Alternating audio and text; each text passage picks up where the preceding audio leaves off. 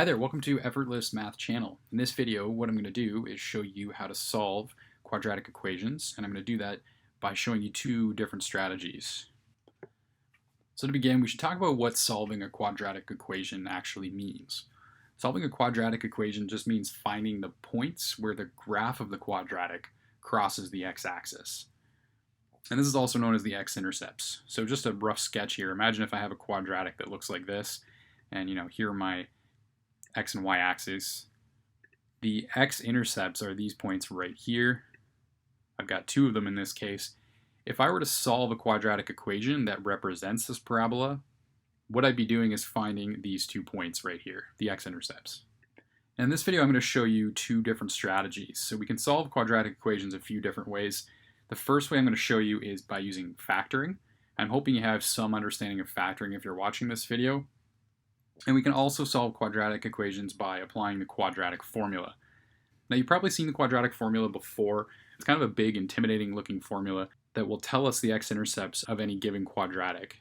So negative b plus or minus, that's what that symbol means, the square root of b squared minus 4ac all over 2a. And we're going to go through an example of how to apply this formula, and I'll make sure that I explain what each of these variables represents. Alright, so let's get started by looking at a quadratic equation that we're going to solve by applying factoring. So first of all, I can recognize that this is a quadratic equation because I've got an x squared term. That's one of the key characteristics of a quadratic equation. This equation is being set equal to 0. So my goal here is to find the x values that make this equation equal to 0, and those are going to be my x-intercepts for this parabola. So if I were to graph this parabola, I'd be finding the points where that parabola crosses the x-axis. Now the first thing I'm going to do is look at this expression, and I'm going to recognize that there is a common factor, which is some number that's multiplied inside each of these terms. And I'm going to remove that common factor. So upon inspection, you can see that there's a factor of 2 in each of these terms. 2 is divisible by 2, negative 12 is divisible by 2, and negative 14 is also divisible by 2. So if I factor out 2, I'm left with 2 times x squared, because the 2's have canceled. Negative 12 divided by 2 is negative 6x. And if I take negative 14 and divide it by 2, I get negative 7. And of course, you can always check your work by just distributing that 2 back into the brackets, and what you'll see is you get the original expression back. Now this 2 really isn't going to affect much anymore. I pulled it out of my expression, and because I'm setting this whole thing equal to 0, what I can do is actually divide out that 2. I can divide 2 over to the other side, and it no longer plays a role in my equation. So doing that really simplifies this equation into x squared minus 6x minus 7. So I now have what's called a simple trinomial, a trinomial where the value of a is equal to 1, and a is just the value in front of x squared. So because there's a 1 there, I'm able to apply a process I refer to as simple trinomial factoring. Not simple because it's easy by any means, but it is simpler than more advanced factoring strategies. Now, simple trinomial factoring allows me to look at the middle term here, which I'm going to call b, and the final term, which I'm going to call c.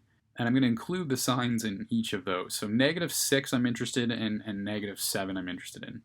And what I want to do is I want to find two numbers that add to produce that middle term, negative 6, while also multiplying to produce negative 7. Now this is the hardest part of factoring because it's a little bit of a number problem that you have to wrestle with.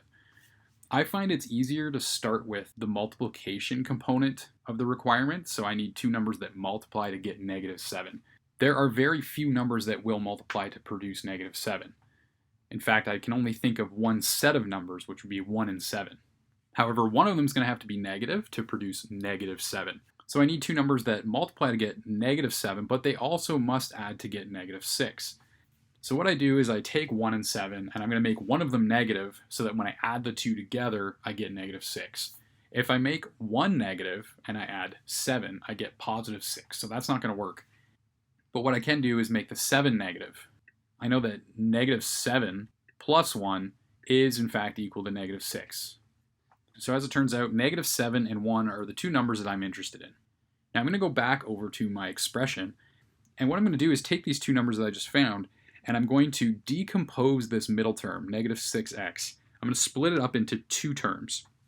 And I'm going to do that by using the two numbers I just found, negative 7 and 1. Now you can check that negative 7x plus 1x will produce negative 6x if I go backwards. So all I've done is taken that b term and split it up into two terms, negative 7x and 1x. So I haven't really changed anything. And you might be thinking, wow, you actually really just made this worse going from this step to this step. But I promise it's going to get simpler in a moment. So what I'm going to do is take two sets of brackets, and I'm just going to put them around the first two terms and also around the second two terms. So I've now grouped my expression into two groups of two terms. And what I'm going to do is look inside the brackets, and I'm going to look for a common factor, just like I did in this first step. Now you can see in this first set of brackets, I have x squared, which I know is x times x, and I have negative 7x. Now there's a common factor of x between those two terms. Okay, so I'm going to remove an x out of the brackets, just like I did with this 2 up here. This second set of brackets does not have a common factor, so I'm going to leave it as it is. Now my expression, again, looks more complicated. I have x times x minus 7 plus x minus 7. But if you're really keen with common factoring, what you're going to see is you actually have a common factor of x minus 7. Now if I take x minus 7 and I remove it, what I'm left with is an x. But remember, anytime you divide something by itself, you end up with 1, right? So I'm going to have x, and I'm actually going to have plus 1 here. And there's going to be a 1 here because I've taken x minus 7 and divided it by itself. Now let's clean this up a little bit because it's getting messy. All right, so I've removed x minus 7, and that's where this guy here comes from. And what's left is this x plus the 1 that remains from taking out x minus 7. All right, so I call that x plus 1. What you might notice is that you can actually go from this step right to this step and skip all this stuff in the middle, just by recognizing that the two numbers that we found at the beginning are the numbers that we place after the x at the end. So if you kind of got lost in between this step and the final result, what you can really do is just take your expression, find your two numbers, and write them after an x. And we successfully factored this equation. I'm just going to move everything over a little bit to make room for the rest of my solution here, because I haven't quite solved for the x values yet. But I know that I have x plus 1 times x minus 7 equal to 0. Anytime you have a product of two binomials like this, I know that either x plus 1 is equal to 0 or x minus 7 is equal to 0. If either of those is 0, this whole equation will become 0.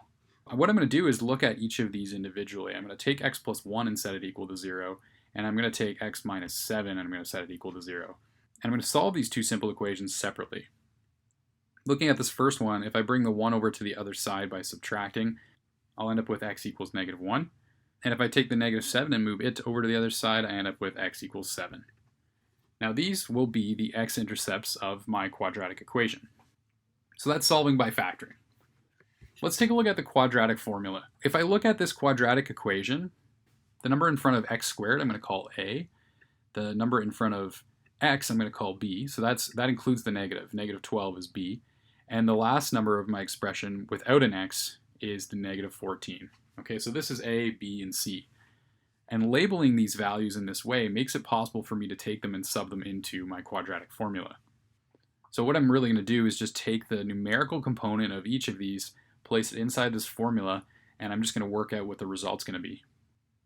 So let's take a look at the first step of the quadratic formula. So our formula says negative b. Now negative b would be if I took b and put a negative in front of it. Now you'll notice that there's actually two negatives here because my b term is already negative. So I have negative 12. This is one of those tricky details that you can miss if you're not being careful. The formula then says plus or minus, and I'll get into what that means in a second, the square root of b squared. Now remember, b is negative, so negative 12 should go in brackets because when I raise a negative to an exponent, I have to remember that that exponent applies to the negative as well. I then subtract 4 times a, which is 2, multiply by c, which is negative 14, and I divide that whole thing by 2a, and in this case, a is 2, so 2 times 2. I find it easiest to go under the square root and work out what's in there first. So negative 12 squared is going to be 144. If I take these last three numbers and multiply them all together, including the negative, so negative 4 times 2 times negative 14, I'm going to get 112. And you can see I've also simplified by taking the negative times the negative and making positive 12 at the front. I also multiply 2 times 2 in the denominator, and I'm starting to simplify my expression a little bit. I can take this one step further by adding 144 and 112 to get 256 under the root. So this brings me to the plus or minus symbol. Plus or minus means that I actually have two possible solutions here. I have one solution when I work this out with a plus sign, and one solution when I work it out with a negative sign. Now this shouldn't be surprising because we've already solved this quadratic equation using factoring, and we showed that we have two solutions. So it stands to reason that if I solve that same quadratic equation, I should also get two solutions. Doesn't matter which strategy you use, you're going to get the same solutions. So I'm going to take that plus minus and I'm going to split it into two separate solutions. And I'm just going to write it out like this. The first solution I'm going to say is when we add 12 plus the square root of 256. The second solution will be when I take 12 and I subtract the square root of 256. And I'm dividing by 4 in both cases. Now if you grab your calculator and you input this as you see it, you're going to get 7 for the first solution and negative 1 for the second solution. Now that tells me that my two x-intercepts are x equals 7 and x equals negative 1. And if we take a quick second to reflect on our factoring procedure, you'll see that we actually get the same x-intercepts. And that's the beauty of solving quadratic equations, is there's so many different ways you can do it and still produce the same result. So the question really is, which method do you prefer?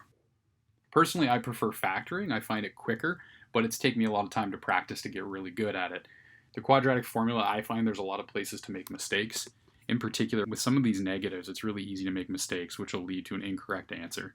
But I think it's really important to have a solid understanding of each strategy so that you can select and apply it where you feel it's most appropriate. So just to recap, in this video, we looked at how to solve quadratic equations, and we did that using two strategies. We looked at factoring, and then we looked at the quadratic formula. Thanks for watching Effortless Math Channel.